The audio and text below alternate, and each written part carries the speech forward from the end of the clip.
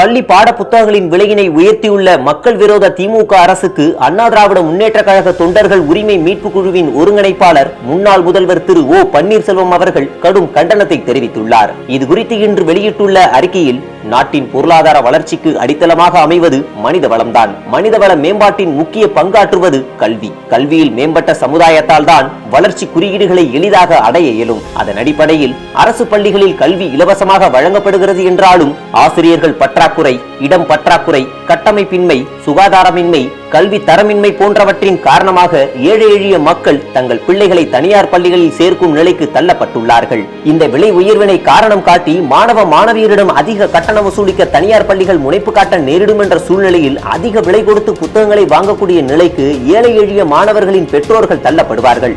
இது தவிர ஆசிரியர் சம்பள உயர்வு, பள்ளி பராமரிப்பு செலவு, கட்டமைப்பு செலவு உள்ளிட்டவற்றை சுட்டிக்காட்டி பிற கட்டணங்களையும் உயர்த்துவதற்கான நடவடிக்கையை தனியார் பள்ளிகள் மேற்கொள்ளும். அரசு பணியிடங்களுக்கான தேர்வு போட்டிக்கு அடிப்படையாக மேற்படி பாட புத்தகங்கள் விளங்குவதால் போட்டித் தேர்வு எழுதுபவர்களும் கூடுதல் விலை கொடுத்து புத்தகங்களை வாங்கும் நிலைக்கு தள்ளப்படுவார்கள்.